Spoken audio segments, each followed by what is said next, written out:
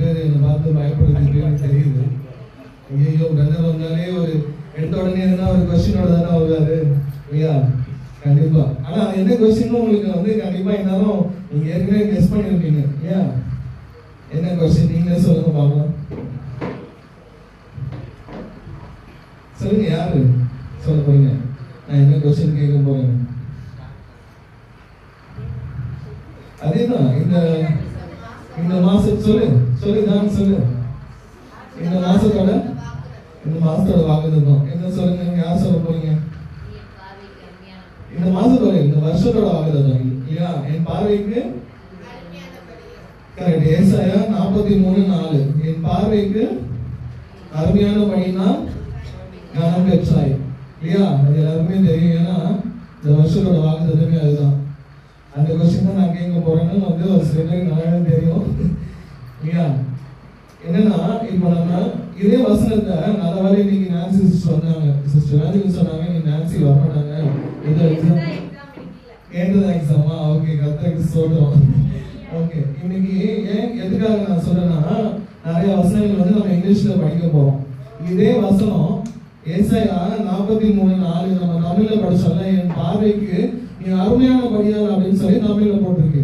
ஆனா அது இங்கிலீஷ்ல என்ன போட்டிருக்கு பாப்போமா? Isaiah 43:4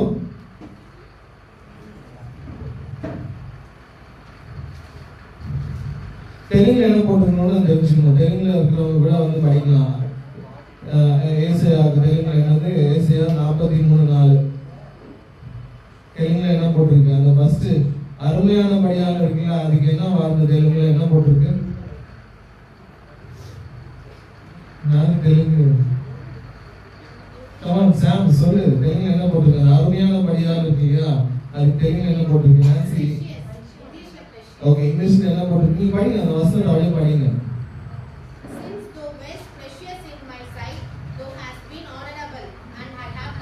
okay, since you are precious தமிழ்ல வந்து அருமையான படியால்னு போட்டிருக்கு. ஆனா வந்து இங்கிலீஷ்ல வந்து precious-னு போட்டிருக்கு. precious-க்கு வந்து நம்ம அப்படியே தமிழாக்கம் டிரான்ஸ்லேட் பண்ணோம் அப்படின்னா வந்து என்ன வரும்? விலையேற பெற்ற. precious-னா விலையேற பெற்ற. ஓகேவா? நம்ம தமிழ்ல வந்து அருமையான படியால்னு போட்டிருக்கு. ஆனா அதே இங்கிலீஷ்ல என்ன போட்டிருக்கு? விலையேற பெற்ற, precious-னு போட்டிருக்கு. தெலுங்குல என்ன போட்டிருக்கு? சாம் எடுத்துட்டியா? ஏசாயா 43:4 சரி பரவாயில்ல. நீங்க என்ன போட்டிருக்கு அது தெலுங்குல நீங்க பாத்துக்கோங்க. நம்மளுக்கு இங்கிலீஷ்ல என்ன போட்டிருக்கு அப்படின்றதுதான் இன்னைக்கு வந்து மெயினான மெசேஜ். என்னன்னா என்ன போட்டிருக்கு? விலையேற பெற்ற. நீங்க என் பார்வைக்கு விலையேற பெற்றபடியால் நீங்க என்கிட்ட இருந்து கனம் பெற்றீர்கள் அப்படின்னு சொல்லி போட்டிருக்கு இல்லையா? இப்போ எப்படி கனம் பெறுறது அப்படின்னு சொல்லிட்டு செகண்ட் சண்டே சிஸ்டர் ஆஞ்சலினோட மெசேஜ் கேட்டிருப்பீங்க. இப்போ வந்து நம்ம வந்து என்ன கேட்க போறோம்னா அந்த ஃபர்ஸ்ட் போர்ஷன் எப்படி கனம் பெறணும்னா அதுக்கு முன்னாடியே அவர் சொல்லிட்டாரு, என் பார்வைக்கு நீங்க வந்து அருமையா இருக்கணும், விலையேற பெற்றபடி இருக்கணும். அப்போ விலையேற பெற்றபடி அருமையானபடி இருக்கணும்னா நம்ம என்ன செய்யணும் அப்படின்றத வந்து நம்ம யோசிச்சு பார்க்கணும் இல்லையா? அப்பதானே நம்ம வந்து கர்த்தரிடத்துல இருந்து நம்ம கனம் பெற முடியும் இல்லையா? சரி, இப்போ இந்த வசனத்தை நம்ம இப்படி படிச்சோம். இது வரைக்கும் எப்படி படிச்சிருக்கோம்? விலையேற பெற்றபடியா இல்ல அருமையானபடியா அப்படின்னு சொல்லிட்டு அது அப்படியே கொஞ்சம் ஆப்போசிட்டா படிச்சு பார்ப்போமா? ஆப்போசிட்டா புரியுதா? அப்படியே எதிர்மாற்றமா என் பார்வைக்கு நீ அருமை இல்லாமல் இருந்தா என்ன ஆகும்? கனம் பெற முடியாது. அப்போ கர்த்தர் வந்து நம்ம அருமையா இருக்கோமோ இல்லையோ, நம்ம வந்து பர்ஃபெக்ட் கிடையாது. யாருமே எந்த மனுஷருமே வந்து பர்ஃபெக்ட் கிடையாது இல்லையா? ஆனாலும் கர்த்தர் இடத்துல இருந்து நம்மளுக்கு கனம் வரும். அவர் வந்து நம்ம கனப்படுத்துறதுக்கு வந்து தயாரா தான் இருக்காரு. ஆனா நம்ம வந்து அவர் பார்வைக்கு அருமையா இல்லைன்னா அவர் கனப்படுத்துறதுக்கு ரெடியா இருந்தா கூட சாத்தான் வந்து விட மாட்டான். உதாரணத்துக்கு தானியேல் வந்து அவர் பார்வைக்கு அருமையா தான் இருந்தான் இல்லையா? தானியேல் வந்து உத்தமமான மனுஷன் தான் இல்லையா? பழைய ஏற்பாட்டு பரிசுத்தவான்ல ஒருத்தர். அவர் வந்து அருமையா இருந்துமே என்ன ஆச்சு? சாத்தான் வந்து விட்டானா? எத்தனை நாள் அவர் போராட வேண்டி இருந்துச்சு? தானியேல் எத்தனை நாள் போராடினாரு? உபவாசம் ஜெபம் இருந்து சொல்லுங்க, எத்தனை நாள் போராடினாரு? 21 நாள் வந்து உபவாச ஜெபம் இருந்து போராடினாரு. அப்படிப்பட்ட அவர் பார்வைக்கு வெளியேற பெற்ற மனுஷனாகிய தானியேலுக்கே அந்த ஒரு நிலைமைனா நம்மளுக்கு என்ன நிலைமை? நம்ம வந்து அவர் பார்வைக்கு வெளியேற பெற்றபடி நம்ம இருக்கணும். அவர் பார்வைக்கு அருமையானபடி நம்ம இருக்கணும்னா நம்ம எவ்வளவு ஜெபம் செய்யணும், எவ்வளவு உபவாசம் இருந்து நம்ம சாத்தான் இடத்துல போராடணும். நம்ம வந்து அவர் பார்வைக்கு வெளியேற பெற்றபடி இல்லைன்னா சாத்தான் சாத்தான் விட மாட்டான் நம்மள. அவர்கிட்ட இருந்து கணத்தை பெறுறதுக்கு விட மாட்டான். எனக்கு வராத கணம் எப்படி நீ வாங்கிடுற பார்க்கலாம் அப்படின்னு சொல்லிட்டு விட மாட்டான். அதனால ஒரு இந்த வசனத்தை படிக்கும் போது சின்னதா ஒரு இது அப்படியே ரிவர்ஸ் பண்ணி படிச்சு பார்த்தோம், அப்படியே ஆப்போசிட் பண்ணி படிச்சு பார்த்தோம். இப்போ நம்ம வந்து அவருடைய பார்வைக்கு அருமையா இல்லைன்னா என்ன ஆகும்? கணம் கிடைக்காது இல்லையா? அவர் கொடுக்கறதுக்கு ரெடியா இருந்தா கூட சாத்தான் வந்து விட மாட்டான்.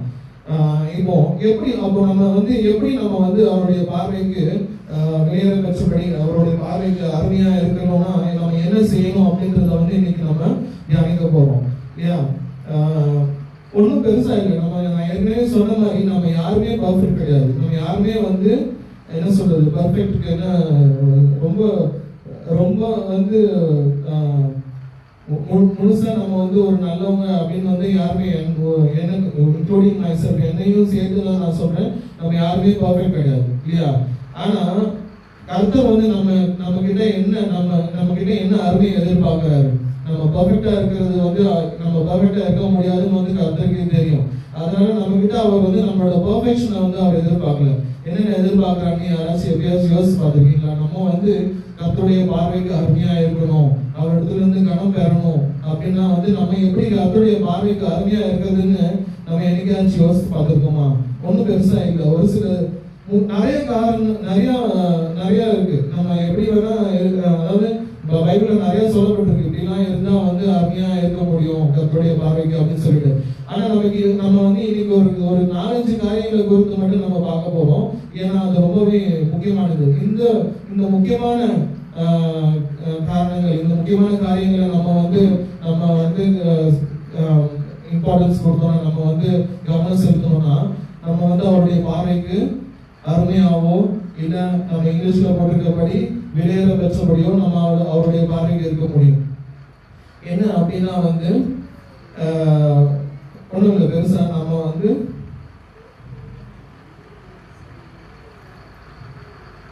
நம்மளுடைய எஃபர்ட்ஸ், நம்ம எடுக்கக்கூடிய முயற்சிகளை அவர் பார்ப்பாரு.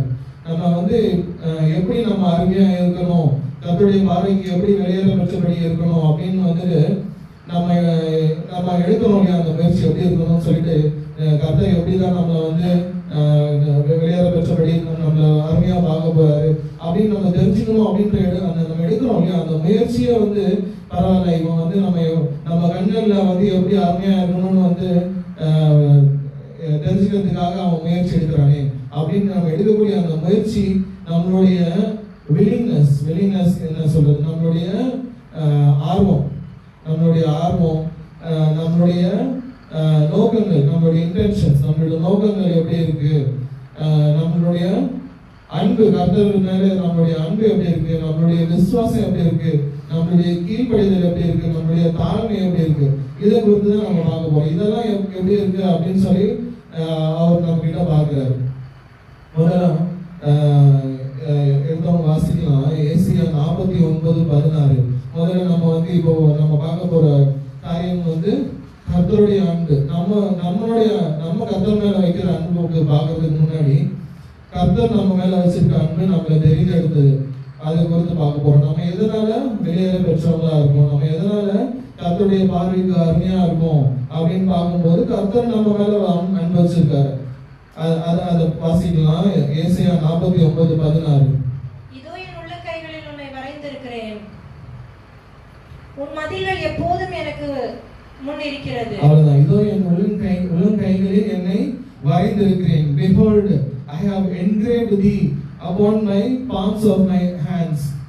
அவர் வந்து நம்மளோட பேர் என்ன பண்ணிருக்காரு, அவரோட உள்ளங்கைகள்ல எழுதியிருக்காரு. இப்போ யார் வந்து ஒருத்தரோட பேரை வந்து அவங்களோட கையில எழுதுறாங்க? இப்போ அநேக உலகத்தார் வாலிபர்கள் வந்து நம்ம பார்த்திருப்போம், நெஞ்சில பேர் எழுதுவாங்க, இல்லைன்னா கையில பேர் எழுதுவாங்க. யார் வந்து அந்த மாதிரி அது டேட்டூன்னு சொல்லுவாங்க இல்லையா? யார் அந்த மாதிரி எழுதிக்கிறாங்க? யாரை வந்து ரொம்ப நேசிக்கிறாங்களோ அவங்க தான் வந்து அவங்களோட பேரை வந்து டேட்டூவா எழுதி வச்சுப்பாங்க இல்லையா? அப்போ பாருங்க, கர்த்தர் வந்து நம்மளை எவ்வளவு நேசிக்கிறார் இல்லையா? நம்மளோட பேரை வந்து அவருடைய உள்ளங்கைகள்ல டேட்டூ வரைஞ்சிக்கிற மாதிரி இல்ல, அவருடைய கைகள்ல பொறிந்து வைத்திருக்கிறார். இங்கிலீஷ்ல என்ன போட்டிருக்கு என்கிரேவ்ட். நான் எப்பவுமே ஒரு வசனம் தமிழ்ல படிக்கிறேன்னா அது இங்கிலீஷ்ல என்ன போட்டிருக்குன்னு பார்ப்பேன். ஏன்னா தமிழ்ல அதுதான் போட்டிருக்கு, பொரிந்து உன்னுடைய பேர் உன்னுடைய நாமத்தை என்னுடைய உள்ளங்கையில பொரிந்து வைத்திருக்கிறேன் அப்படின்னு தான் போட்டிருக்கு. பொரிந்துனா என்கிரேவ்டு, அதாவது இந்த சுத்தி வச்சு ஆணி வச்சு அடிப்பாங்க இல்லையா, அந்த சிலையெல்லாம் செய்வாங்க. அந்த மாதிரி நம்மளை வந்து பொரிந்து வைத்திருக்கிறார். டேட்டு கூட போடல, அவர் வந்து பொரிந்து வைக்கிறார், அப்படியே செதுக்கி வச்சிருக்காரு அவர் கையில. அப்போ நம்மள வந்து நம்மளுடைய பேரை வந்து அவருடைய உள்ள கைகளில் எழுதி வச்சிருக்காருன்னா அவர் வந்து நம்ம எவ்வளோ நம்மளை நேசிக்கிறாரு இல்லையா. அவருடைய நேசம், அவருடைய அன்பு, அதுதான் முதல்ல. நம்ம அவருடைய இப்போ எக்ஸாம்பிள் நிறைய பேர் அப்படிதான் வந்திருப்பீங்க, இந்துல இருந்து கன்வெர்ட் ஆகி வந்திருப்பீங்க. பிரதர் நாகராஜே எடுத்துப்போம். கர்த்தர் வந்து உங்களை வந்து நேசிச்சதுனாலதான் நீங்க வந்து அவர் இடத்துல அவர் உங்களை தெரிஞ்சுக்கிட்டார். நீங்க அவரை தெரிந்து கொள்றதுக்கு முன்னாடி கர்த்தர் உங்களை தெரிந்து கொண்டார். அவர் உங்களுடைய பேர் அவருடைய உள்ளங்கைகளில் எழுதி வச்சிருக்காரு. அது அப்படி அவர் எழுதினதுனாலதான் நீங்க வந்து வேற ஒரு இது பின்பற்றி இருந்தாலும் அதை விட்டுட்டு என்ன பண்றீங்க, கர்த்தரை நோக்கி வரீங்க. அவருடைய அன்பு நீங்க எப்படியோ ஒரு இடத்துல நீங்க வந்து அவருடைய அன்பை நீங்க விசுவசிருக்கீங்க. அதனாலதான் வந்து நீங்க இப்போ இந்த இடத்துல உட்காந்துருக்கீங்க. நீங்க இங்க உட்காந்துருக்கீங்க அப்படின்னாலே நீங்க இங்க இருக்கிற எல்லாருமே உங்களுடைய பேரை வந்து என்ன பண்ணிருக்காரு, கர்த்தர் வந்து அவருடைய உள்ளங்கைகளில் பொருந்து வைத்திருக்கிறார். அப்போ நீங்க எல்லாருமே ஏற்கனவே வந்து என்னது அவருடைய கையில உங்களோட பேர் பொருந்து வச்சிருக்காரு, எழுதி வச்சிருக்காருன்னா நீங்க யாரு, விளையாட பெற்றவங்க தான் ஏற்கனவே இல்லையா. அப்போ நம்ம அவர் மேல வச்சிருக்க அன்பு வந்து செகண்ட். நீங்க அவரு இது மாதிரி அவர் நம்மள நேசிக்கிறாரு, அவர் லவ் பண்றாரு அப்படின்னு தெரிஞ்சதுக்கு அப்புறமா தான் நீங்க அவரை நேசிக்கிறீங்க இல்லையா. அப்போ அவர் தான் வந்து நம்மள முதல்ல நேசிக்கிறார். அவர் நம்மள முதல்ல அன்பு வச்சு அவர் நம்மளோட பேர் அவர் உள்ளங்கையில எழுதி வச்சதுனாலதான் இப்போ நீங்க அதை ஒரே ஒரு தருணத்துல நீங்க அதை வந்து உங்களுடைய வாழ்க்கையில நீங்க உணர்ந்து அவருடைய அன்பை நீங்க சோச்சனாலதான் நீங்க வந்து இப்போ இங்க வந்திருக்கீங்க இல்லையா. அப்போ கர்த்தருடைய நேசம், கர்த்தர் நம்மளை வந்து நேசிக்கிறார். அதனாலேயே நம்ம வந்து நம்ம வெளியேற பெற்றவங்க. தொடர்ந்து வாசிக்கலாம். உபாகமம் 7ஆம் அதிகாரம் 6ஆம் வசனத்திலிருந்து 8ஆம் வசனம் வரைக்கும். Deuteronomy chapter 7 verse 6 through 8. நீயும் தேவனாகிய கர்த்தருக்கு பரிசுத்த ஜனம், பூச்சக்கரத்தில் உள்ள எல்லா ஜனங்களிலும் உன் தேவனாகிய கர்த்தர் உன்னை தமக்கு சொந்தமா இருக்கும்படி தெரிந்து கொண்டார். இது யாரை பார்த்து சொல்றாரு? இஸ்ரேல் ஜனங்களை பார்த்து கர்த்தர் என்ன சொல்றாரு? பூச்சக்கரத்துனா அதாவது தமிழ் பைபிள்ல பூச்சக்கரம் அப்படின்னு சொல்லி போட்டிருக்கேன், எனக்கு புரியல. ஸோ நான் இங்கிலீஷ் பைபிள் எடுத்து பார்த்தேன். எடுத்துட்டீங்களா? Deuteronomy 7 chapter 6 through 8.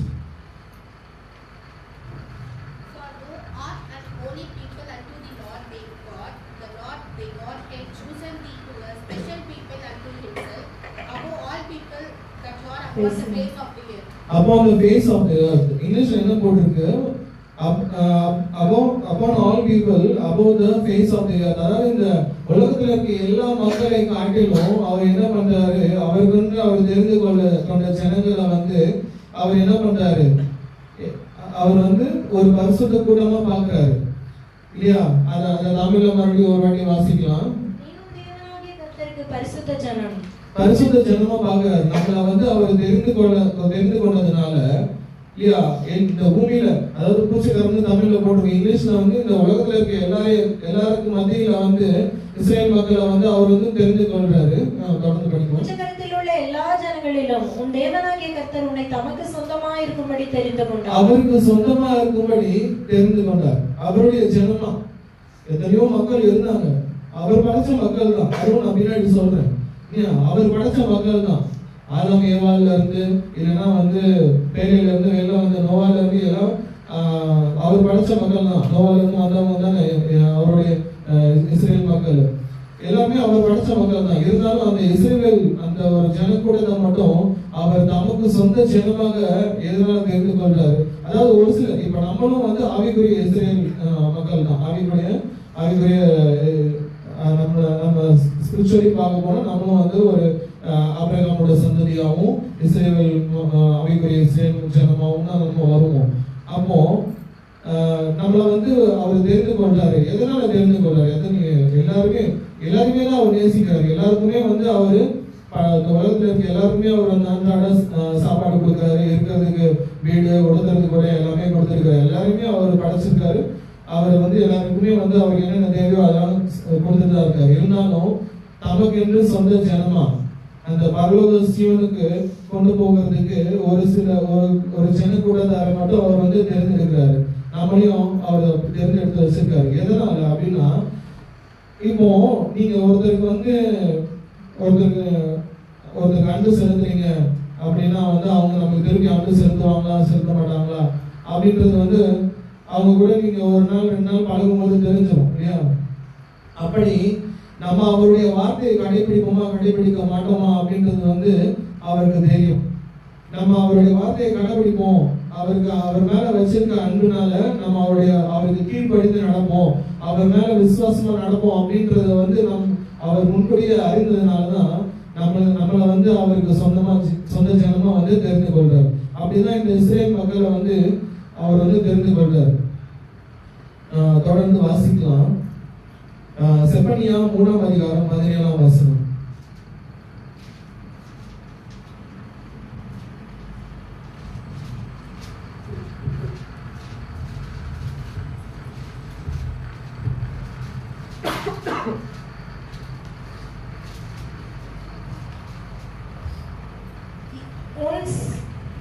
உன் சபையின் மனுஷரில் இந்த பண்டிகை ஆசரிப்பெல்லாம் உன் தேவனாகிய கர்த்தர் உன் நடுவில் இருக்கிறார். அவர் வல்லமை உள்ளவர், அவர் ரட்சிப்பார். அவர் நம்முடைய அன்பின் நிமித்தம் அவர் உன் பேரில் சந்தோஷமாய் மகிழ்ந்து தம்முடைய அன்பின் நிமித்தம் அமர்ந்திருப்பார். அவர் உன் பேரில் கம்பீரமாய் களி கூறுவார். தம்முடைய அன்பின் நிமித்தம் இங்கே மறுபடியும் அதேதான். இந்த வசனத்திலையும் நம்ம என்ன பார்க்கிறோம்? கர்த்தர் நம்ம பேர்ல வைத்திருக்க அன்பை தான் நம்ம பார்க்கிறோம். அவர் நம்ம மேல வச்சிருக்க அன்பின் நிமித்தம் தான் அவர் என்ன பண்றாரு, நம்ம மத்தியில வந்து வாசமா இருக்கிறாரு. அங்க மறுபடியும் அந்த அவருடைய தமது அன்பின் நிமித்தம் அங்க என்ன பண்றாரு? அவர் தம்முடைய அன்பின் நிமித்தம் அமர்ந்திருப்பார். அவர் உன் பேரில் கம்பீரமாய் களி கூறுவார். ஓகேவா? இப்போ அவர் நம்ம மேல வச்சிருக்க அன்பின் நிமித்தம் தான் அங்க அமர்ந்திருக்காரு. அங்க வந்து அமர்ந்திருக்காருன்னா வாசமா இருக்காரு அப்படின்னு நம்ம சொல்லலாம். இப்போ நீங்க உங்களோட ஒரு ரிலேட்டிவ் வீட்டுக்கு போறீங்க, உங்களுக்கு ரொம்ப பிடிச்ச ரிலேட்டிவ், ஓகேவா? ரெண்டு விதமா வச்சுப்போம். ஒரு ரொம்ப பிடிச்ச ரிலேட்டிவ், இன்னொரு வந்து உங்களுக்கு அந்த அளவுக்கு பிடிக்காத ஒரு ரிலேட்டிவ். யாருடைய வீட்டுல வந்து ரொம்ப நேரம் இருப்பீங்க? ரொம்ப பிடிச்சவங்க வீட்டுல தான் ரொம்ப நேரம் இருப்பீங்க இல்லையா? ரொம்ப பிடிக்காத ரிலேட்டிவ் வீட்டுக்கு போனா எப்போடா கிளம்பலாம், இவங்க எப்போ வந்து காஃபி கொடுப்பாங்க, டக்குன்னு குடிச்சிட்டு கிளம்பிடலாம், காடை வைக்க போயிருக்கீங்க, டக்குன்னு என்ன அப்படின்னு சொல்லிட்டு டக்குன்னு போயிட்டீங்க. ஏதோ உங்களுக்கு பிடிச்ச ரிலேட்டிவ் வீட்டுக்கு போயிருக்கீங்க அப்படின்னா என்ன பண்ணுவீங்க? அங்க உட்காந்து எல்லா கதையும் பேசி அங்க ரொம்ப நேரம் இருப்பீங்க இல்லையா? அதே மாதிரிதான் கர்த்தர் வந்து நம்ம மேல அவர் வச்ச அன்பின் நிமித்தம் நம்மள அவர் தெரிந்து கொண்டார் இல்லையா? நம்மள வந்து அவர் ரொம்ப வெளியே பெற்றவங்களா பாக்குறாரு இல்லையா? அது நிமித்தம் அங்க வந்து அமர்ந்திருக்கிறார், நம்ம கூடவே வந்து அவர் வாசமா இருக்கிறார். நான் இன்னொன்னு சொல்ல மறந்துட்டேன். அவர் வந்து நம்ம அந்த ஏசியா 49:16 பார்த்தோம் இல்லையா? அவர் நம்மள வந்து உள்ளங்கையில பொறிச்சு வச்சு என்ன பண்றாரு, அந்த பின்னாடி அந்த 2வது அந்த வசனம் படிக்கும் போது 2வது பகுதியில இருக்கும், நம்மள வந்து அவர் பார்த்துட்டே இருக்கார் அப்படின்னு சொல்லிட்டு. உன் மதில்கள் எப்போதும் எனக்கு முன் இருக்கிறது. மதில்கள் எப்போதும் எனக்கு முன் இருக்கிறது அப்படின்னா வந்து அவர் நம்மள வந்து பார்த்துட்டே இருக்காரு. எதனால பார்த்துட்டே இருக்காரு? இப்போ உங்க வீட்டுல கிச்சன்ல வந்து ஒரு சில ஐட்டங்கள் இருக்கு, கட்டுமுடி சாமான்கள், அதை நீங்க பார்த்துட்டே இருப்பீங்களா? பழைய சில்வர், பழைய அலுமினியம் சாமான், அதை பார்த்துட்டே இருப்பீங்களா? இல்ல பீரோல வந்து நிறைய கோல்டு ஜுவல்ஸ், நிறைய டைமண்ட்ஸ், நிறைய பணங்கள்லாம் வச்சிருக்கீங்க, எது மேல நீங்க கண்ணு அர்த்தமா இருப்பீங்க? கோல்டு ஜுவல்ஸ், டைமண்ட்ஸ், பணம் வச்சிருக்க கேஷ், அது மேலதான் நீங்க வந்து அதை பார்த்துட்டே இருப்பீங்க, வந்து பத்திரமா இருக்கா அப்படின்னு சொல்லிட்டு இல்லையா? அப்போ நம்ம மேல நம்மள வந்து அவர் பார்த்துக்கிட்டே இருக்காரு அப்படின்னா நம்ம எவ்வளவு வெளியேற பெற்றவங்க இல்லையா? இப்போ நான் உங்களுக்கு ரொம்ப சிம்பிளான எக்ஸாம்பிள்ஸ் எடுத்து வந்திருக்கேன். இப்போ நம்மள வந்து அவர் பார்த்துட்டே இருக்காரு, நம்மள வந்து நம்ம கையில என்கரேஜ் பண்ணி வச்சிருக்காரு, பொறிச்சு வச்சிருக்காரு அப்படின்னும் போதே நம்ம எவ்வளவு வெளியேற பெற்றவங்க தெரிஞ்சுக்கணும். நம்மள வந்து பார்த்துட்டே இருக்காரு. அதே வசனத்துல 2வது பகுதி நம்மள பார்த்துக்கிட்டே இருக்காரு அப்படின்னும் போது நம்ம எவ்வளவு வெளியேற பெற்றவங்களா இருக்கும் பாருங்க. அது எல்லாமே நம்ம மேல அவர் வைத்திருக்கக்கூடிய அவருடைய அன்பின் நிமித்தம் தான். இப்போ உடனடியா நம்ம ரெண்டாவது காரணத்துக்காக போயிடலாம். ரெண்டாவது காரியத்தை குறித்து பார்க்கலாம். விசுவாசத்தினாலையும் நமக்கும் அவருக்கும் இருக்கக்கூடிய ஒரு ரிலேஷன்ஷிப், என்ன சொல்ற ரிலேஷன்ஷிப், நமக்கும் அவருக்கு இருக்கக்கூடிய ஒரு உறவு. அதை குறித்து பார்க்கலாம். எபிரேயர் 11ஆம் அதிகாரம் 6ஆம் வசனம். முதல்ல விசுவாசத்தை குறித்து பார்க்கலாம். இப்போ நம்ம அவர் மேல வச்சிருக்க விசுவாசம், இது வரைக்கும் கர்த்தர் நம்ம மேல வச்சிருக்க அன்பு, எதனால நம்ம பிரஷியஸ், எதனால நம்ம வெளியேற பெற்றவங்க அப்படின்னு கர்த்தர் நம்ம மேல வச்சிருக்க அன்பு குறித்து பார்த்தோம். இப்போ நம்ம அவர் மேல வச்சிருக்கக்கூடிய விசுவாசமும் நம்ம அவர் கூட வச்சிருக்க உறவையும் குறித்து பார்க்கலாம். விசுவாசம் இல்லாமல் தேவனுக்கு பிரியமாய் இருப்பது கூடாத காரியம். விசுவாசம் இல்லாமல் தேவனுக்கு பிரியமாய் இருப்பது கூடாத காரியம். நம்ம கிட்ட விசுவாசம் இல்ல அப்படின்னா இப்போ ரட்சிக்கப்பட்டு வந்துடும், கர்த்தருடைய அன்பு ருசி பார்த்து வந்துடும். இருந்தாலும் இதேதான் இஸ்ரேல் மக்கள் பண்ணாங்க. அவங்க எகிப்துல இருந்து வந்துட்டாங்க, வெளியே மோசை கூட்டிட்டு வந்தார். இருந்தாலும் கர்த்தர் மேல ஒரு விசுவாசமே இல்லாம இருந்தாங்க. நமக்கு சாப்பாடு கிடைக்குமா, கறி கிடைக்குமா, நாங்க இருந்தா நாங்க சாப்பிட்டுருப்போம், அந்த மாதிரிலாம் சொல்லிட்டு இருந்தாங்க. அது மாதிரி நம்ம விசுவாசம் இல்லாம இருக்கோமா? விசுவாசம் இல்லாம இருந்தா கர்த்தருடைய பார்வையில நம்ம வெளியேற பெற்றவங்களா இருப்பது கூடாத காரியம். அவருடைய பார்வைக்கு அருமையா இருப்பது கூடாத காரியம். நம்மளுடைய விசுவாசம் எந்த அளவுக்கு இருக்கு, நம்ம அவர் மேல எந்த அளவுக்கு விசுவாசம் வச்சிருக்கோம் அப்படின்றதுதான் நம்ம விசுவாசமா இருக்கும்போது தான் அவருடைய கண்களுக்கு வேறு பெற்றவங்களா அருமையா காணப்படுவோம். எக்ஸாம்பிள் சொல்றேன். இப்போ உங்களுக்கு 2 பசங்க இருக்கான்னு வச்சோங்க. ஒரு பையன் உங்க மேல ரொம்ப உங்களை ரொம்ப நம்புறான். நீங்க என்ன சொன்னாலும் ஓகேம்மா, நான் சரிம்மா, நீங்க சொன்ன மாதிரியே இருக்கணும். இன்னொரு பையன் நீங்க என்ன சொன்னாலும் நம்ப மாட்டேங்கிறான். நீங்க போங்க, நீங்க போய் சொல்றீங்க, நான் உங்களை நம்ப மாட்டேன் அப்படின்னு சொல்லிட்டு. உங்களுக்கு என்ன பையன் மேல உங்களுக்கு ரொம்ப பாசம் இருக்கும்? அப்கோர்ஸ் அம்மாக்கள் எல்லாருமே, அம்மாக்களை கேட்டா அவங்க உங்களை விசுவாசிக்கலையோ, அவங்க உங்களை நேசிக்கலையோ அம்மாக்கள் எல்லாருமே 2 பசங்க ஒரே மாதிரி தான். ஆனா தந்தை, ஒரு சில தந்தைக்கு நம்ம பார்க்கலாம். அதாவது தந்தைகள் எல்லாம் அப்படி கிடையாது. இப்போ எந்த பையன் அவங்க மேல ரொம்ப விசுவாசமா இருக்கணும், அவங்க கொஞ்சம் ஸ்பெஷலா இருப்பாங்க. இப்போ ஒரு பையன் நம்பவே மாட்டேங்கிறாங்கன்னா அந்த அளவுக்கு அவங்க அந்த ஸ்பெஷலா இருக்க மாட்டாங்க.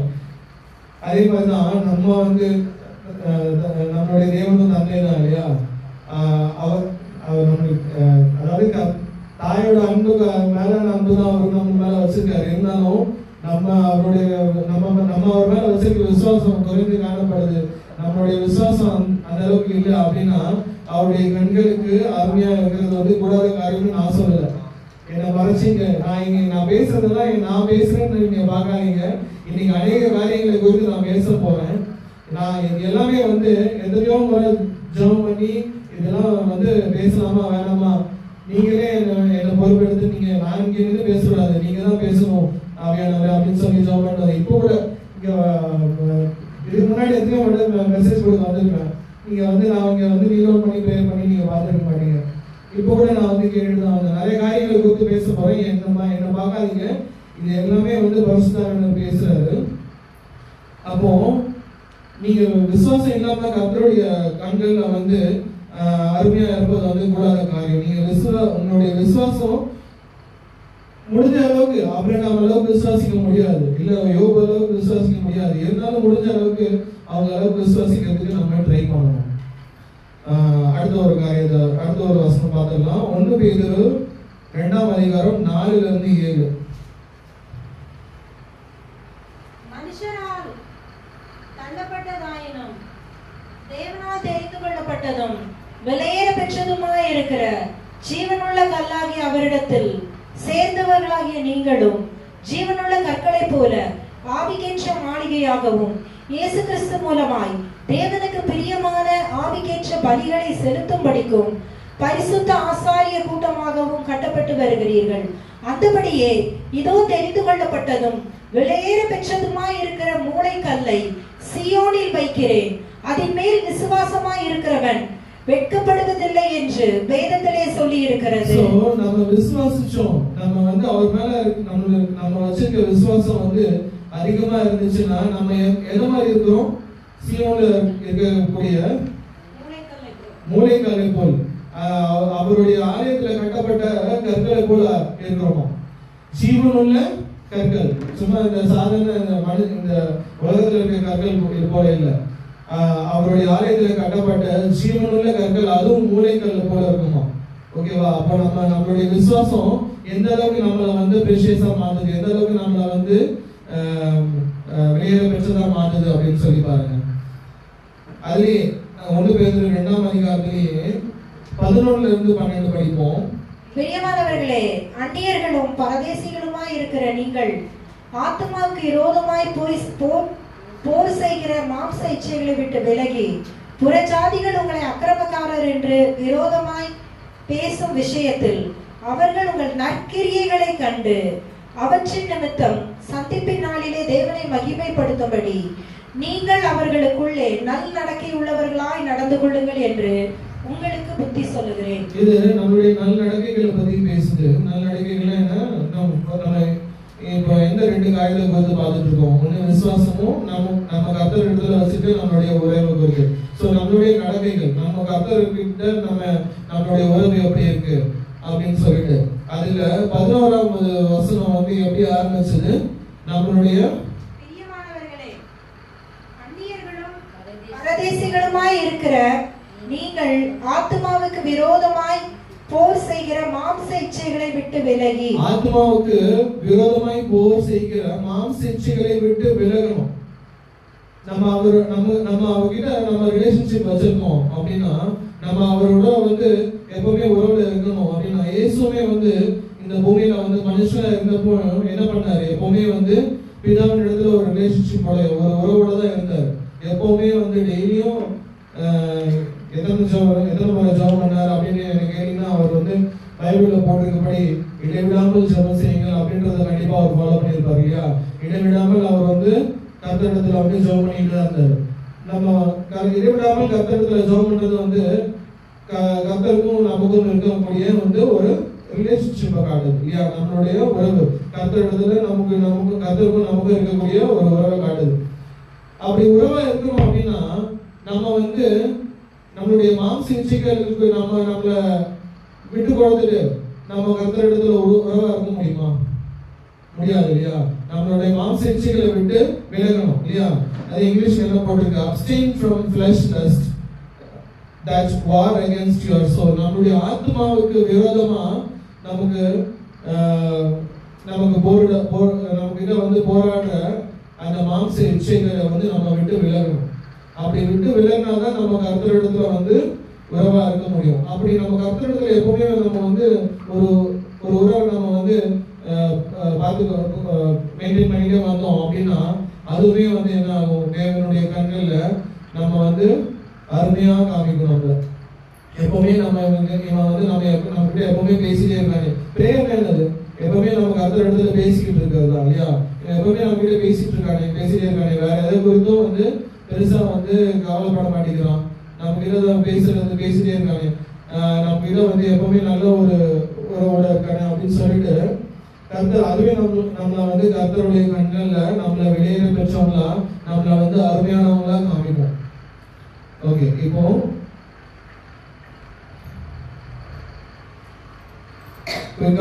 அடுத்த காரியத்துக்கு போயிடலாம். நம்மளுடைய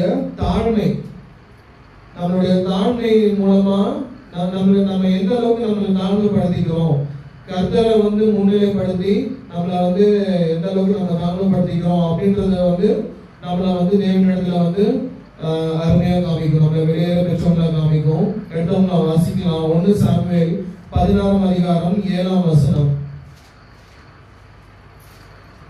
1 சாமுவேல் 16:7.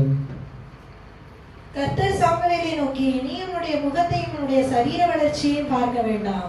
நான் இவனை புறக்கணித்தேன். மனுஷன் பார்க்கிறபடி நான் பாரேன். மனுஷன் முகத்தை பார்க்கிறான், கர்த்தரோ இருதயத்தை பார்க்கிறார். மனுஷன் வந்து முகத்தை பார்க்கலாம் இல்லையா? மனுஷனா எல்லாருமே இன்க்ளூடிங் இன்க்ளூடிங் நம்மளையும் சேர்த்து, உங்களையும் சேர்த்து, நம்ம எல்லாருமே மனுஷங்க தானே. நீங்க வந்து ஒருத்தரை பார்க்கும்போது அவங்களுடைய முகத்தை தான் பாக்குறீங்க. அவங்க எப்படி ட்ரெஸ் பண்ணியிருக்காங்க, அவங்க என்ன பைக் வச்சிருக்காங்க, என்ன கார் வச்சிருக்காங்க, எவ்வளோ பணம் வச்சிருக்காங்க, சொந்த வீடு வச்சிருக்காங்களா அப்படின்னு சொல்லிட்டு அவங்களோட வெளிப்புற தோற்றத்தை தான் நம்ம மனுஷங்க எல்லாருமே அதான் பார்ப்பாங்க. ஆனா வந்து கர்த்தர் எதுவும் பார்க்கிறாரு? கர்த்தர் வந்து முகத்தை பார்க்கல. இந்த வசனத்துல வந்து தெளிவா சொல்றாரு, கர்த்தர் வந்து முகத்தை பார்க்கல, நம்மளுடைய வெளிப்புற தோற்றத்தை பார்க்கல. இதுல வந்து நான் இன்னொரு ஒரு விஷயமே எழுதி வச்சேன். வெளிப்புற தோற்றத்தை அருமையா காமிச்சுக்கிறதுக்காக நிறைய பேர் வந்து ஒயிட் அண்ட் ஒயிட் ட்ரெஸ்ல, நிறைய அரசியல்வாதிகள், பாஸ்டர்ஸ்மே, நிறைய சபையை சேர்ந்தவங்க பாஸ்டர்ஸ்மே. நான் அதுக்காகவே இன்னைக்கு நான் ஒயிட் ஷர்ட் போடல. எப்பவுமே வந்து ஒயிட் ஷர்ட் போட்டு இருப்பேன். மெசேஜ் கொடுக்கும்போது பாஸ்டர் மாமா வந்துட்டு அதை குறித்து ஒரு சில சபையில வந்து அதை வந்து இன்னும் ஒரு என்ன சொல்றது, நிறைய பாஸ்டர்ஸ் வந்து ஆவியானவர் என்கிட்ட பேசுற மாதிரி அவங்களுக்கும் பேசியிருப்பாங்க. கர்த்தர் வந்து இந்த வசனத்தை படிக்கும் போது எனக்கே வந்து ஆவியானவர் சொல்றாருன்னா, வெளிப்புற தோற்றத்தை பார்க்கல, நீ ஒயிட் அண்ட் ஒயிட் போட்டாதான் வந்து ஒரு மெசேஜ் கொடுக்கணும் அப்படின்னு வந்து கர்த்தர் பார்க்கல அப்படிங்கும் போது எல்லாருக்குமே வந்து பேசியிருப்பாங்க. ஆனா வந்து அவங்களோட அப்பா பாஸ்டர் வந்திருப்பாங்க, இல்லை அவங்க தாத்தா பாஸ்டர் வந்திருப்பாங்க, அதை வந்து மாற்ற வேண்டாம், எல்லா அவங்க சபை மக்களுக்குமே எல்லாரும் நீங்க ஒயிட் அண்ட் ஒயிட்ல தான் வரணும் அப்படின்னு சொல்லியிருப்பாங்க. ஆனா அதை அவங்க மாற்ற வேண்டாம் அப்படின்ற ஒரு காரணத்துக்காக தான் அதை வந்து அவங்க கண்டினியூ பண்ணிட்டு இருக்காங்க. ஆனா உண்மையை உணர்ந்தவங்க இப்போ கூட மாமா கொஞ்ச நாளைக்கு முன்னாடி சொல்லிட்டு இருந்தாங்க, நீங்க ஒயிட் அண்ட் ஒயிட் தான் போடணும், ஒயிட் ஷர்ட் தான் போடணும் அப்படின்லாம் இல்லை, எது வேணா போடலாம். அந்த மாதிரி உண்மையை தெரிஞ்சவங்க கர்த்தர் வந்து உலகத்தை தான் பாக்குறாரு. நீங்க என்ன ட்ரெஸ் போட்டுட்டு வந்து இங்க பேசுறீங்க ஒயிட் அண்ட் ஒயிட். ஒரு சில பேர் சொல்லுவாங்க, நீங்க ஒயிட் ஷர்ட் போடுறது வந்து ஒரு ஒழுங்கு, அதுலயும் வந்து இன்னொரு வேர்டு ஒன்று ஆட் பண்ணிப்பாங்க, பெந்தகோஸ்தே ஒழுங்கு. கர்த்தர் வந்து இயேசு வந்து இன்னைக்கு நான் எல்லாத்தையும் வந்து ஆணி அடிச்ச மாதிரி நீங்க பேசுங்க ஆவியானவரே, நான் பேசக்கூடாது, நீங்க பேசுங்க அப்படின்னு வந்து பேசுறது தான் வந்திருக்கேன். என்னன்னா கர்த்தர் வந்து இந்த பூமிக்கு வந்து பெந்தகோஸ்தே சபையை நிறுவனத்துக்கு வந்தாரா? எந்த சபையை நிறுவனத்துக்கு வந்தாரு? லூதரன் சபையை நிறுவனத்துக்கு வந்தாரா? ஏஜி சபையை நிறுவனத்துக்கு வந்தாரா? எந்த சபையை நிறுவனத்துக்கு வந்தாரு? பெந்தகோஸ்தே ஒழுங்கு. ஒயிட் அண்ட் ஒயிட் போடுறது வந்து பெந்தகோஸ்தே ஒழுங்கு. ஒழுங்குதான். இப்ப நான் வந்து ஒழுங்கான ட்ரெஸ் பண்ணிருக்கேன், என்னுடைய வெளிப்புற தோற்றம் எப்படி இருக்கு, மற்றவங்க பாக்குறதுக்கு வந்து அருவருப்பா இல்லை இல்லையா? அப்போ கர்த்தர் வந்து எதை பாக்குறாரு? நீங்க ஒயிட் அண்ட் ஒயிட் போட்டு வந்தாதான் வந்து நீங்க வந்து பாஸ்டர் மாமா வந்து ஃபர்ஸ்ட்ல இருந்து அவங்க வந்து அது பழகிட்டாங்க. ஸோ வந்து ஆனா மாமா கூட நீங்க பாஸ்டர் கூட வந்து நீங்க வந்து பார்த்துருப்பீங்க, கிறிஸ்துமஸ் அன்னைக்கு என்ன ட்ரெஸ் போட்டாங்க? கிரே கலர், கருப்பு இல்லை, கிரே கலர் சஃபாரி போட்டாங்க. ஸோ கர்த்தர் வந்து நீங்க என்ன கலர் ட்ரெஸ் போட்டுட்டு வந்து நீங்க மெசேஜ் கொடுக்குறீங்க அப்படின்றத அவர் பார்க்கல. நீங்க உங்களோட வெளிப்புற தோற்றத்தை, நான் மறுபடியும் சப்ஜெக்ட் வந்துடுறேன், இது அதை பேசுறது போதும். உங்களுடைய வெளிப்புற தோற்றம், நீங்க என்ன கலர் ட்ரெஸ் போட்டிருக்கீங்க, என்ன எப்படி போட்டிருக்கீங்க அப்படின்றத பார்க்கறதே இல்லை. அவர் வந்து உங்களுடைய எதை பார்க்கிறாரு? உங்களுடைய உள்ளத்தை தான் பார்க்கிறாரு. உங்களுடைய இருதயம் எப்படி இருக்கு? ஒயிட் அண்ட் ஒயிட் போட்டுனா கூட அவங்களுடைய உள்ளம் வந்து எப்படி இருக்கலாம்? ஒருத்தர் மேல வந்து பகையா இருக்கலாம், கோபமா இருக்கலாம் இல்லையா? அது வெளியில ட்ரெஸ் பார்த்தா அப்படி தெரியாது இல்லையா?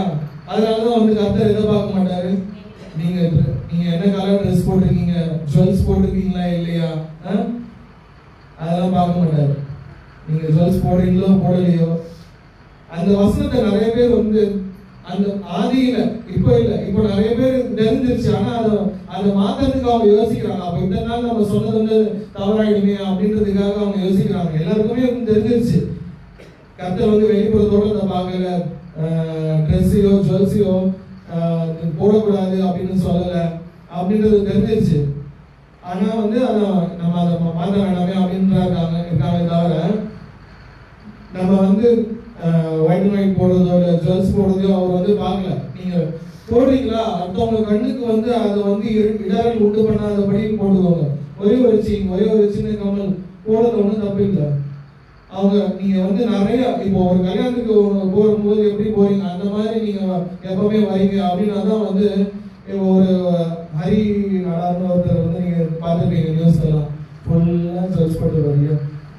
அந்த மாதிரி நீங்க போகும்போது தான் வந்து என்ன ஆகும், ஒருத்தருடைய கண்களுக்கு நீங்க இடைவெளி உண்டு பண்ணக்கூடாது.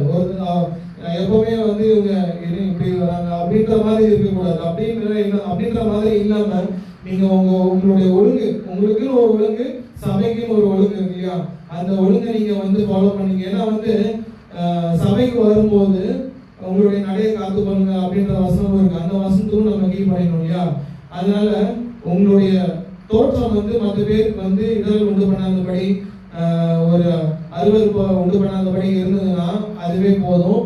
கர்த்தர் வந்து அந்த வெளிப்புற தோற்றத்தை கூட பார்க்கறது இல்லை. உங்களுடைய உள்ள மனசு, உங்களுடைய இருதயம் வந்து எப்படி இருக்கு, உங்களுடைய ஆத்மா எப்படி இருக்கு, நீங்க அவரை எந்த அளவுக்கு நேசிக்கிறீங்க, எந்த அளவுக்கு வந்து விசுவாசம் வச்சிருக்கீங்க, எந்த அளவுக்கு கீழ்படிதான் இருக்கீங்க அப்படின்றதான் வந்து பார்க்கிறாரு. அதுதான் இந்த வசனத்துல அவர் வந்து ஆணித்தரமா சொல்லியிருப்பாரு. மனுஷன் வந்து வெளிப்புற தோற்றத்தை பார்க்கிறான். Man looks on the outward appearance, but Lord looks on the heart. நம்மளுடைய இருதயத்தை மட்டும்தான் வந்து அவர் பார்க்கிறாரு. நீங்க வெளியில வந்து ரொம்ப நேர்த்தியா இருந்துட்டு, ஆனா உள்ள வந்து அவ்வளோ மனசு அவ்வளோ ஒருத்தர் மேல ரொம்ப வெறுப்பு, ஒருத்தர் கூட வந்து பேசி 15 வருஷம் ஆகுது, 10 வருஷம் ஆகுது, அந்த மாதிரிலாம் இருந்தீங்கன்னா என்ன ஆகும்? நீங்க என்னதான் வெளியில வந்து ரொம்ப நேர்த்தியா இருந்தாலும், வெளியில அழகா நீங்க மற்ற பேருக்கு காமிச்சாலும் கர்த்தருக்கு தெரியும் இல்லையா. அடுத்த வசனத்துக்கு போயிடலாம். சங்கீதம் 51:17. தேவனுக்கு ஏற்கும் பலிகள் நொறுங்குண்ட ஆவிதான். தேவனே, நொறுங்குண்டதும் நறுங்குண்டதுமான இருதயத்தை நீர் புறக்கணி. அந்த வசனத்துக்கு ஒத்த வசனம் தான். தேவனுக்கு ஏற்ற இருதயம் வந்து எந்த மாதிரியான இருதயம்? நொறுங்குண்ட இருதயம். வசனத்தை மறுபடியும் நல்லா தெளிவா நல்லா சத்தமா படிக்கலாம். தேவனுக்கு ஏற்கும் பலிகள் நொறுங்குண்ட ஆவிதான். தேவனோ நொறுங்குண்டதும் நறுங்குண்டதுமான இருதயத்தை நீர் புறக்கணிக்கிறீர். அப்படி இல்லைன்னா அந்த இருதயத்தை வந்து அவர் வந்து புறக்கணிக்கிறார் இல்லையா. இப்போ வந்து ஒரு சின்ன ஒரு எக்ஸாம்பிள், இப்போ மறுபடியும் அதே சில்ட்ரன் 2 பசங்களை வச்சுதான் நான் சொல்றேன். ஏன்னா நம்மளுக்கு எல்லாம் ரொம்ப ஈஸியா புரியுற மாதிரியான எக்ஸாம்பிள்ஸா இருக்கணும் அப்படின்னு சொல்லி தான் நான் வந்து இதை எடுத்து வந்திருக்கேன். இப்போ 2 பசங்க இருக்காங்கன்னு வச்சுக்கோங்க. அதுல வந்து ஒரு பையன் வந்து ரொம்ப இன்னசென்டா இருக்கும், அவனுடைய இருதயம் வந்து ரொம்ப இன்னசென்டா இருக்கும். உங்களுக்கே தெரியும் இந்த பையன் ரொம்ப அப்பாவி. இதே வந்து இன்னொரு பையன் இருக்கான்னு வச்சுக்கோங்க, அவன் வந்து ரொம்ப கன்னிங்கான, ரொம்ப என்ன சொல்றது தமிழ்ல கன்னிங்கா, ரொம்ப ரொம்ப கேடின்னு வச்சுக்கலாம் ஓகேவா. ரொம்ப உஷாரானவன், அந்த அளவுக்கு ரொம்ப இன்னசென்ட் கிடையாது, ரொம்ப கேடியான வேலைலாம் பார்க்க. அப்போ வந்து உங்களுக்கு எப்பவுமே உங்களுடைய இருதயம் யார் மேல, உங்களுடைய அன்பு வந்து யார் மேல வந்து ரொம்ப இதுவா இருக்கும்? யார் வந்து ரொம்ப இன்னசென்டான இதயம் இருக்கிறாங்களோ அவங்கள பார்க்கும்போது, அந்த பையனை பார்க்கும்போது உங்களுக்கு வந்து எப்பவுமே வந்து ரொம்ப அவங்க மேல ஒரு ஸ்பெஷல் அன்பு இருக்கும் இல்லையா. நெக்ஸ்ட் அடுத்த காரியத்துக்கு போயிடலாம். ஒபீடியன்ஸ் அண்ட் லவ், அதாவது நம்மளுடைய கீழ்ப்படிதல் மற்றும் நாம் இப்போ வந்து நம்ம வந்து கர்த்தர் மேல வச்சிருக்க அன்பு. யோவான் 14:21, நம்ம எந்த அளவுக்கு கர்த்தருக்கு கீழ்ப்படுகிறோம், நம்மளுடைய அன்பு ஃபர்ஸ்ட் கர்த்தர் நம்ம மேல வச்சிருக்க அன்பை பார்த்தோம் இல்லையா. இப்போ நம்மளுடைய கீழ்ப்படுதலும் நம்மளுடைய அன்பையும் குறித்து பார்க்கலாம். பிரியானவளுக்கு பிரசவ காலம் வந்திருக்கும் போது அவள் துக்கமடைகிறாள். பிள்ளை பெற்ற உடனே ஒரு மனுஷன் உலகத்தில் பிறந்தான் என்று சந்தோஷத்தினால் அப்புறம் உபத்திரவத்தை நினையாள். யோவான் 14:21. கற்பனைகளை பெற்றுக்கொண்டு அவைகளை கைக்கொள்கிறவனே என்னிடத்தில் அன்பாய் இருக்கிறார்.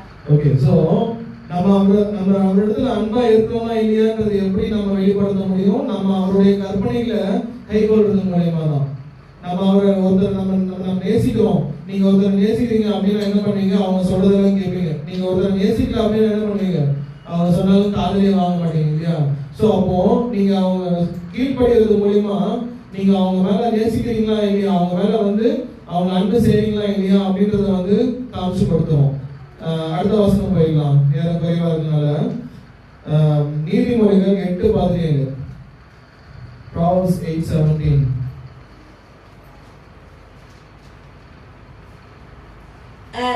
என்னை சிநேகிக்கிறவர்களை நான் சிநேகிக்கிறேன், அதிகாலையில் என்னை தேடுகிறவர்கள் என்னை கண்டடைவார்கள். அப்ப நம்ம அவரை நேசிக்கிறோம் அப்படின்னா வந்து அவர் என்ன பண்ணுவார்? நம்மள நேசிப்பார்.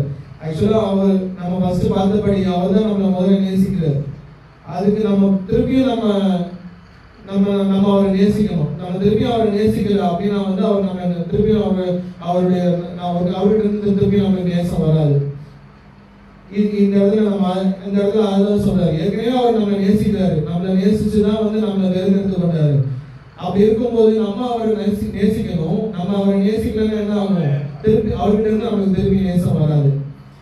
ஓகே, இப்போ நம்ம அவர் மேல வச்சிருக்க நேசமும் நம்ம அவருக்கு கீழ்ப்படுகிறதுனாலையும் நம்ம அவர் கண்கள்ல வந்து அருமையாகவும் வெளியேற பெற்றதாகவும் இருப்போம் அப்படின்றத பார்த்தோம்.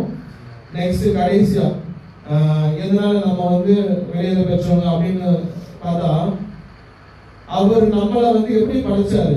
ஆதியாகமம் 1:27 அவர் நம்மளை எப்படி படைச்சாரு? அவர் வந்து நம்மளை வந்து அவருடைய சாயலாகவே சிருஷ்டித்தார் இல்லையா? அவர் எப்படி இருக்காரோ, அவருடைய கேரக்டர்ஸ் எப்படி இருக்கோ அது போலதான் நம்ம சிருஷ்டித்தார். அதனாலதான் நம்ம எப்பவுமே அவர் வந்து நம்மள வெளியேற பெற்றவங்க பாக்குறாரு.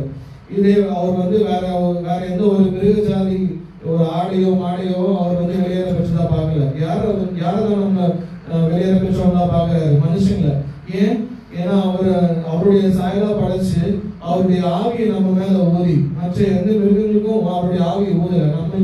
நம்ம ஏற்கனவே ஒரு மெசேஜ்ல நம்ம பார்த்தோம். நம்ம எப்படி இருக்கும்? ஆவி, ஆத்மா, சரீரம் 3 பரிமாணத்துல இருக்கும் இல்லையா? மற்ற எல்லா மிருகங்களுக்கும் வெறும் அந்த உயிரும் சரீரமும் தான் இருக்கும். நம்மளுக்கும் ஆத்மா, சரீரம், அது மட்டும் இல்லாம அவர் ஊதின ஆவி, அவருடைய ஆவி நம்ம மேல இருக்கு. அதனாலதான் அவருடைய ஆவி தான் பரிசுத்தாவியானவர் இல்லையா? அதனாலதான் நம்ம வந்து என்ன வெளியேற பெற்றவங்க. அதனாலதான் நம்ம வந்து precious. நெக்ஸ்ட் கடைசி வசனம் 1 கொரிந்தியர் 6:20.